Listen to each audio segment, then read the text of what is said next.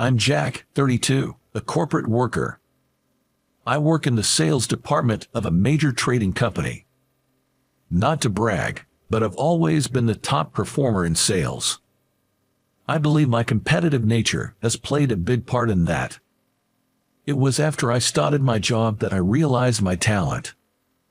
This month, I'm leading the pack in sales again.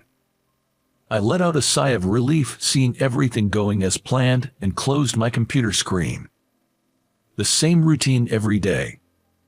For me, that's the best reward. I just can't find enjoyment in major changes to my daily routine. I think only laid-back folks can do that. I feel sorry for those who say I need some excitement. They don't appreciate the value of everyday life. But then, someone who shook up my routine appeared last spring. In April, the person transferred to our department was a younger female boss named Lucy.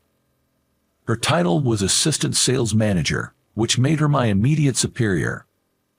It's not like I hold a grudge against her, but I've always struggled with women in general. There's a reason for this. My mom left my dad and me behind and ran away from home. Please don't get me wrong. It's not like my dad had a drinking problem or was violent or anything. On the contrary, he was often sick. And it was my mom who took care of him. Whether she got tired of caring for him, I don't know. When I came home as a middle schooler, she left a note and was gone. Take care of your dad for me. That was all that was written in the letter from my mom, and I remember being stunned by it. More than sadness or loneliness, anger towards my mom welled up inside me, and I struggled to keep it down. Dad never blamed Mom for leaving and just accepted it as if it were the most natural thing in the world. And so, it was just the two of us, me and my dad, starting our life together. Dad couldn't work and relied on public assistance. From high school, I started working part-time jobs, dedicating myself to supporting our household and my dad. There was no time for me to enjoy a typical youth.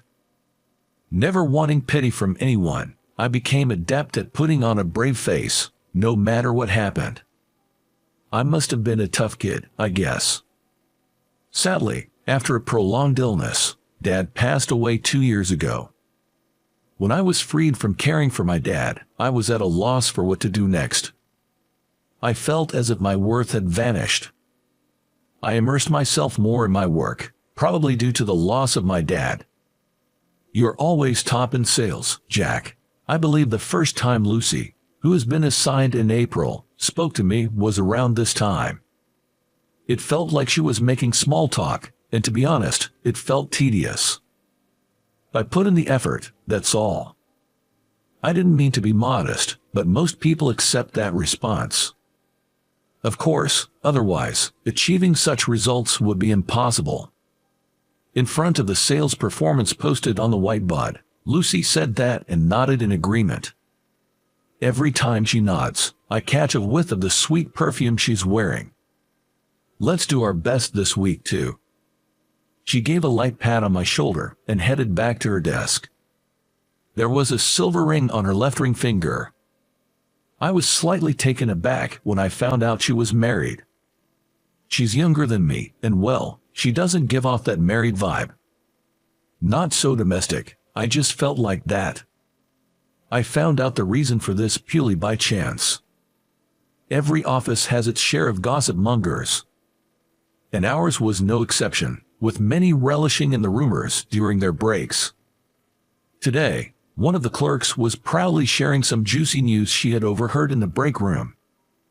And I just happened to overhear it. According to the office clerk, it seems that Lucy's husband passed away due to illness the year before last.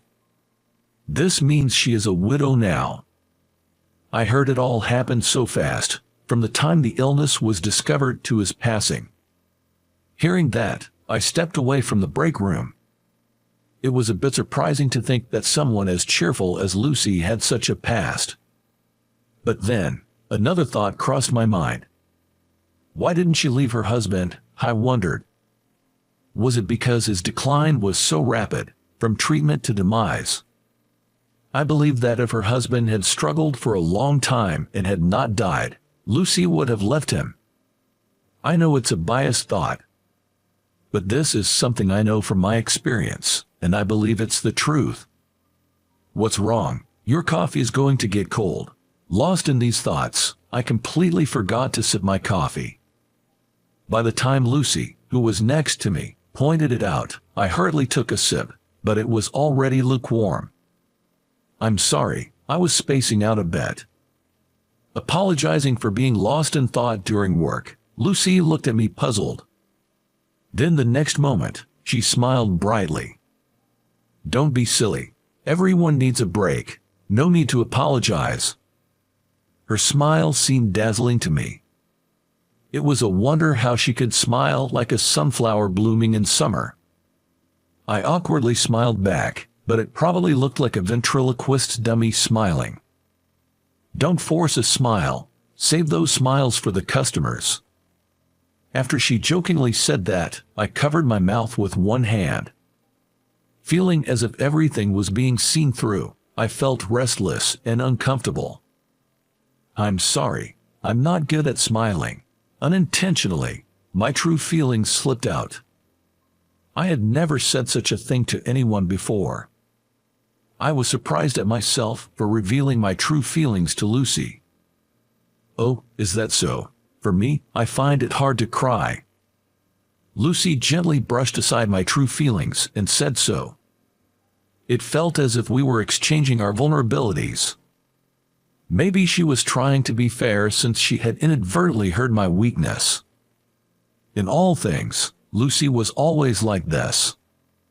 She treats everyone equally, lends a listening ear, gives encouragement, and brightens the atmosphere in our department by bringing everyone together.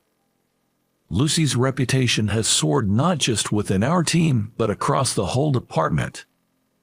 By the time seeing her smile every morning had become the highlight of my day, something unbelievable happened to me. At the end of the month, I was left standing before the posted sales results. For the first time, I was in second place in sales performance. I couldn't hide my dismay, wondering if there had been some kind of mistake. The one who surpassed me and jumped to the top was a junior who had been hovering around the middle of the pack until last month.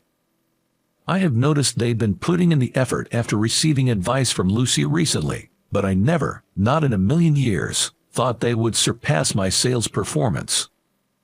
As I heard the cheers of my junior behind me, I kept telling myself to stay calm.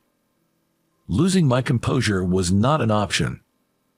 I must keep a straight face, so as not to be pitied. The nails of my tightly clenched fist were digging into my palm. The one who gently wrapped around that fist was Lucy's slender finger. A fleeting moment as she passed by. Her fingertips seemed to soothe me, as if to say, "It's okay." Involuntarily, I looked up. Without looking back at me, Lucy walked straight toward my junior and congratulated him. The touch of her fingers lingered on my fist. It felt as if her feelings were flowing into me through her fingertips, a strange sensation. The tension of my clenched fist gradually eased. I could feel my strained emotions lightening. I won't lose next month.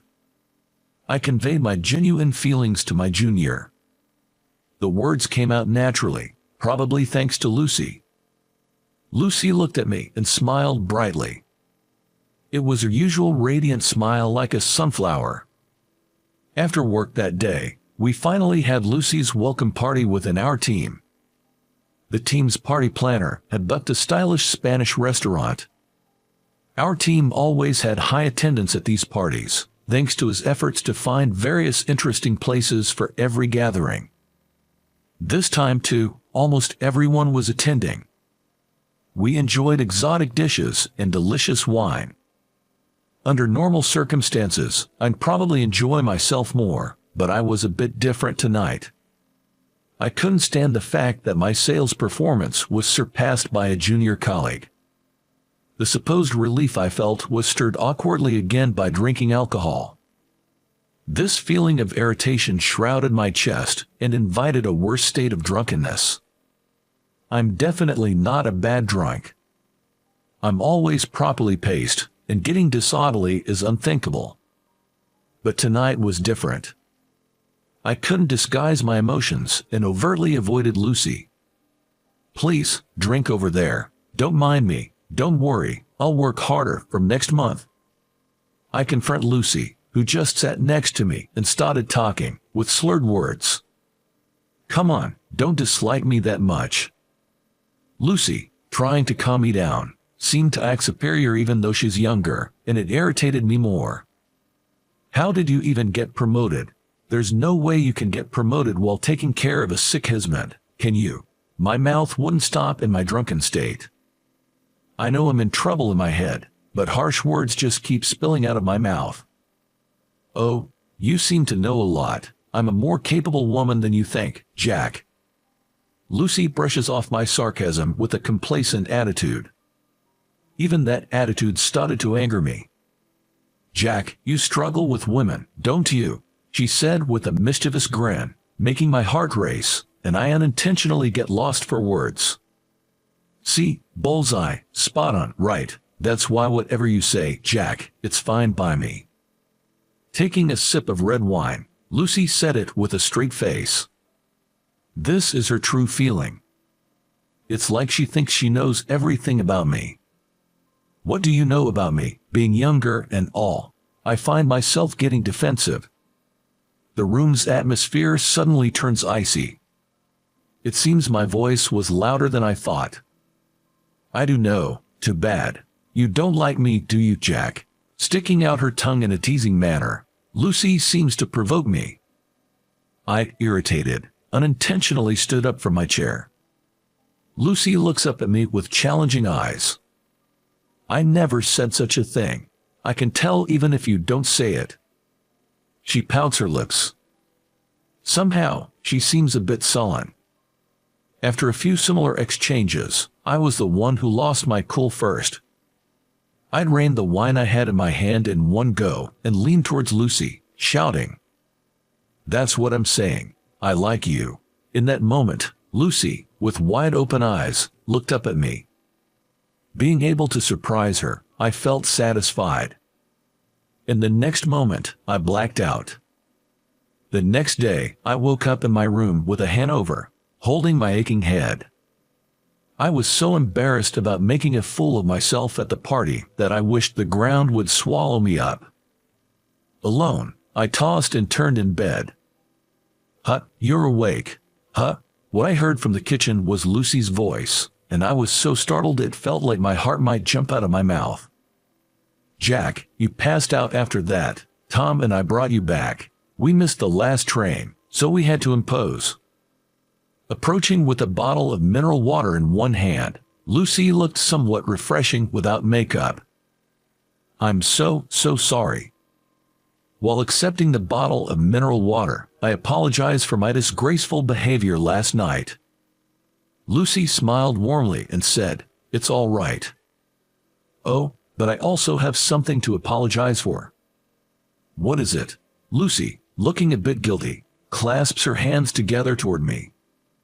What on earth could she have done to me? If it's about what happened at the party, I really don't remember anything.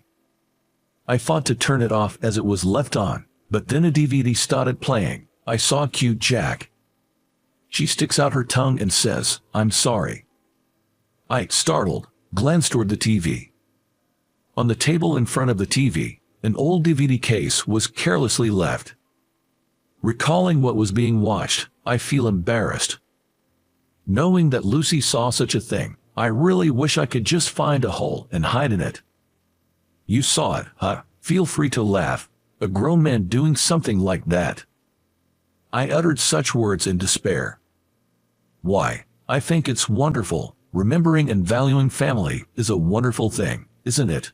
I managed a wry smile as she asks me this, her face filled with curiosity.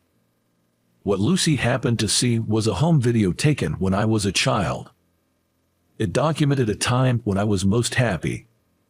My dad was still somewhat well, my mom was at home, and I was laughing innocently, oblivious to any hardships.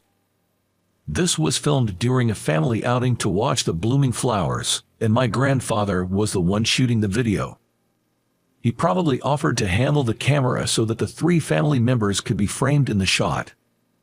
I was so young, adoring my parents, not having the slightest inkling that this happiness would crumble. Sometimes, I watch this video to remind myself that I too had happy moments. To not forget that I was once, like others, a person who was loved. This wonderful family fell apart a few years later. I felt the urge to tell Lucy everything. Then, about my father's illness and my mom running away. How I couldn't forgive myself for feeling relieved more than sad when my father passed away. Normally, I'm good at putting on a facade, but with Lucy, only honest words come out. She was quietly listening to my life story. After finishing telling everything, I take a sip of mineral water. No wonder you despise women. Lucy quietly opens her mouth. After listening to my life story, Lucy showed neither signs of pity nor ridicule. Her face accepted all the facts as they were. Can I share my story too? When my husband died, I felt relieved. At her unexpected confession, I inadvertently let out, "What? It was really hard until he passed, knowing the end was near, but having no other choice. I don't know how much I cursed God." Lucy smiles a bit sarcastically. That smile is twisted, totally different from her usual cheerful one. I wonder which one is the real her. I wanted to know more about her. Did you feel relieved when your husband passed away? I'm aware that it's an insensitive question, but I wanted to confirm it with her. Yes, I did. I felt liberated. Lucy clarified that the liberation she felt was not from taking care of him. She seemed to think she was liberated from the fear of her husband being gone and the pity from those around her. Her husband's final moments weren't peaceful, it seems. He suffered in pain until the end, crying out his desire to live. Lucy described his last moments as hellish. It was too much to face directly. I wanted to run away from there, to block my ears. Hearing the prolonged beep of the heart monitor, she realized, it's over. It was an insane moment. Reminiscing, she tremored slightly. I couldn't start a family with him. I couldn't let him, who loved children, become a father. Her only regret, Lucy concluded her story. I felt as if I had learned a secret hidden within her. Maybe she didn't ridicule me because she had experienced significant loss. Loss teaches you things, something Lucy knows firsthand. I wanted to say something comforting, but no words came to my mind. See you on Monday, then. Lucy left after saying this. After she left, I got out of bed to check the kitchen and found a pot of easy-to-digest vegetable soup. On the table was a note, "Heat it up and eat." The refrigerator was stocked with sports drinks. Lucy's thoughtfulness, her affection, was appreciated. From this day on, Lucy's presence in my life grew increasingly significant. I found myself hoping that she felt the same. However, when I went to work on Monday, her attitude was no different than usual. I was taken aback, thinking we had a special connection, sharing secrets no one else knew. Boss and subordinate. Nothing more, nothing less. Such a relationship continued until the next spring. It was almost a year since Lucy was transferred.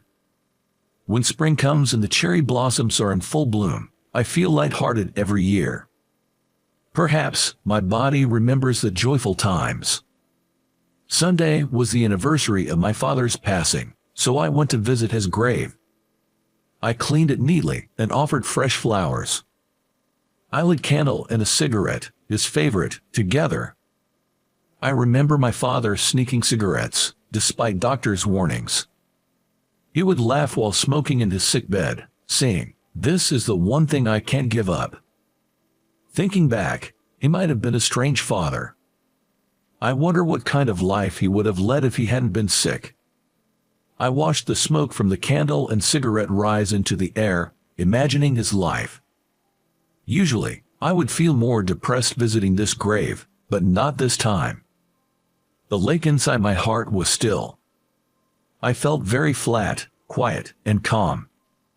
I think it was the first time I prayed with such feelings. I realized something is changing within me. My obsession with being the top in sales has relaxed, fluctuating between first and third place. I'm no longer disturbed by it. I'm even surprised at myself for being able to sincerely rejoice at my junior's growth and colleagues' efforts. She has undoubtedly changed me. Lucy's presence has changed me. I haven't told her, but I'm truly grateful to her from the bottom of my heart. Later, that confession video shown to me by a colleague at a drinking party is now a funny story. Huh, Jack? No way. Don't you think this is too much of a coincidence? Suddenly, a voice called out, and when I turned around, there was Lucy. She is holding flowers for the offering. Huck, Lucy, is your family's grave here too? Lucy shared that it's her husband's monthly Memorial Day. Somehow, I find myself helping out with the cleaning. Lucy carefully polishes the tombstone, offers candle and a lit cigarette, just like I do. My dad was the same, cigarettes. As I mentioned this, Lucy smiles and says, "Really? Such selfish people, really," despite being sick, as she lights up her second cigarette.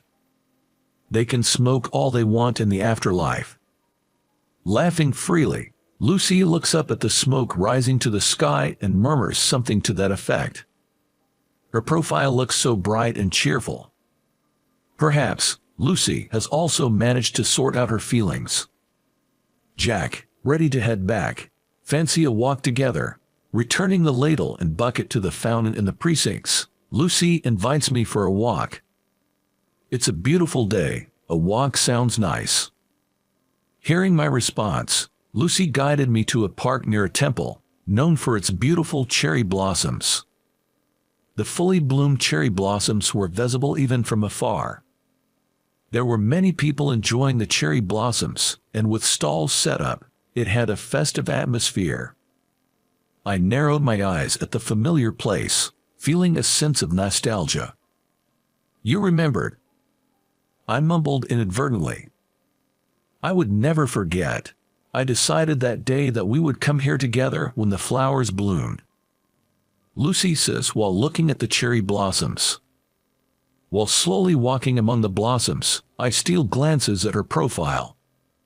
Seemingly noticing my gaze, our eyes suddenly met, causing me to involuntarily stop in my tracks. I can't stand it anymore. I hate waiting. Suddenly, she puffed out her cheeks and stamped her foot.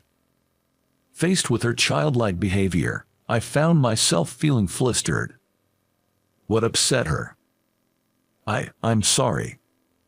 I apologize just in case, and the words of apology just spill out. Seeing me like this, Lucy puffs her cheeks again. Really, you are hopeless. Can I accept that confession? You did say you liked me at the bar, right? At the sudden confession, I inadvertently nod in agreement. I don't want to be your lover. I want to be your family, Jack. I want you to be a part of my family. Lucy says with a serious expression. I think, ideally, I, as the man, should have said it first. I feel really bad for not having the courage. I bet Lucy had decided to confess to me in this park during the cherry blossom season. Are you sure about me? I'm not a good guy.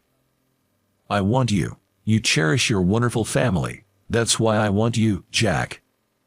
She hugged me tightly like a child. Her body was soft and slim, and I could smell her usual perfume. I'm sorry. Let me say it too. Please be my family, Lucy. At my words, Lucy tightened her arms around me. This must be her way of responding. We both carry a great sense of loss. Knowing this, I think we can cherish each other. I'll cherish you for a lifetime. I said it with all my feelings. I'm sure there's no one else in the world to whom I would dedicate these words besides her. How did you find today's story? Hitting the subscribe and like button will motivate me to create more. I'm also looking forward to reading your comments. See you in the next video.